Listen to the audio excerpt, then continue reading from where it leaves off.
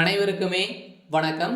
சற்று முன் கிடைத்திருக்கக்கூடிய ஒரு மிக மிக முக்கியமான செய்தி ஒன்று வெளியாகியுள்ளது. சற்று முன் நீதிமன்றம் போட்ட சதுரடி உத்தரவு, உதயநிதி ஸ்டாலின் டெல்லிக்கு தூக்கிய டெல்லி போலீஸ், இது மாதிரி பார்த்தீங்கன்னா செய்திகள் வெளியாயிருக்கு.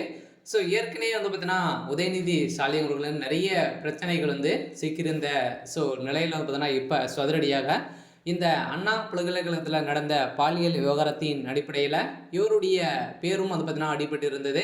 ஸோ இதைத் தொடர்ந்து திமுக சேர்ந்த பிரமுகரும் பார்த்தீங்கன்னா திமுக இருக்கக்கூடிய முக்கிய அமைச்சர்களுடைய பேர்களும் இதில் அடிபட்டு இருந்த நிலையில் இப்போ இந்த பாலியல் விவகாரத்தில் குற்றவாளியாக கைது செய்யப்பட்டிருக்கிற திமுக உருவாக்கிய ஒரு முக்கிய நபர் தான் பார்த்தீங்கன்னா அவர் கைது செய்யப்பட்டிருக்கார் இல்லையா.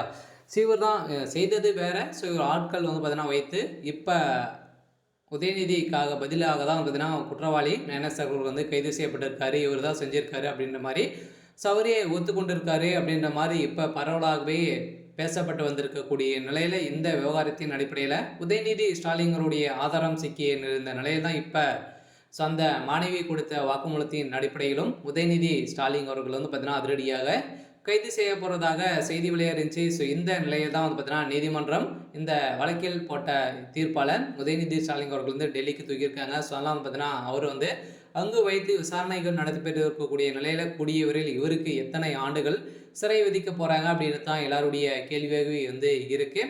ஸோ இதை பற்றி இந்த வீடியோவில் பார்க்கலாம். ஸோ அதுக்கு முன்னாடி நம்ம சேனலுக்கு இப்போ தான் நீங்கள் முதல் முறையாக வந்திருக்கீங்க அப்படின்னா மறக்காமல் நம்மளுடைய சேனலை சப்ஸ்கிரைப் பண்ணி சப்போர்ட் பண்ணுங்கள். ஸோ வாங்க வீடியோக்குள்ளே போகலாம். ஸோ பார்த்தீங்கன்னா இந்த அண்ணா பல்கலைக்கழகத்தில் பாலியல் விவகாரத்தின் அடிப்படையில் குற்றவாளியாக கைது செய்யப்பட்டிருக்கிற ஞானசார் அவர்கள் கொடுத்த வாக்குமூலத்தின் அடிப்படையிலும் இந்த மாணவி கொடுத்த வாக்குமூலத்தின் அடிப்படையிலும் இதில் பார்த்தீங்கன்னா பார்த்தா திமுகவுடைய தலைமையகத்துக்கு அனைவருக்குமே தொடர்பு இருக்குது அப்படின்ற மாதிரி தான் இப்போ வெளியேறக்கூடிய செய்தியாலும் அதெல்லாம் பார்த்தீங்கன்னா உதயநிதி ஸ்டாலின் அவர்களும் ஏற்கனவே இவருக்கு சம்மந்தம் இருக்குது அப்படின்ற அந்த சார் யார் அப்படின்ற மாதிரி கேட்டு அறிந்திருந்த நிலையில் தான் பார்த்தீங்கன்னா அந்த சார் உதயநிதி தான் அப்படின்ற மாதிரி இப்போ கன்ஃபார்ம் ஆகிருக்கக்கூடிய நிலையில் தான் இப்போ உதயநிதி ஸ்டாலின் அவர்களை பார்த்தீங்கன்னா டெல்லிக்கு திகழக்கூடிய டெல்லி போலீஸ் பார்த்தீங்கன்னா அங்கு வைத்து விசாரணைகள் நடத்த போகிறதாக இப்போ ஒரு செய்தி பரவலாகவே வெளியாகிட்டு இருக்கு.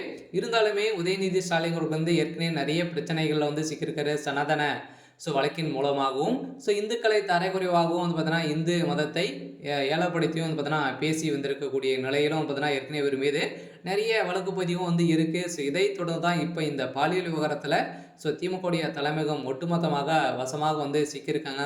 திமுகவுடைய தலைமையகம் என்ன செய்ய போகிறாங்க அப்படின்னு தான் பெரிய கேள்வியாகவே இருக்குது. இருந்தாலுமே அந்த மாணவி கொடுத்த வாக்குமூலத்தின் அடிப்படையில் வருகின்ற சட்டமன்ற தேர்தலுக்குள்ளே திமுகவுடைய கதி அம்போகதி தான் போயிருக்கு. இருந்தாலும் கூடிய விரைவில் உதயநிதி ஸ்டாலின் அவர்கள் சிறைக்கு செல்ல போகிறார் அப்படின்ற மாதிரி தான் செய்தி வெளியாக இருக்குது. சரி, ஓகே. சரி, இன்றைக்கான அப்டேட் இதுதான். மறக்காமல் நம்மளுடைய சேனலை சப்ஸ்கிரைப் பண்ணி சப்போர்ட் பண்ணுங்கள். தேங்க்யூ.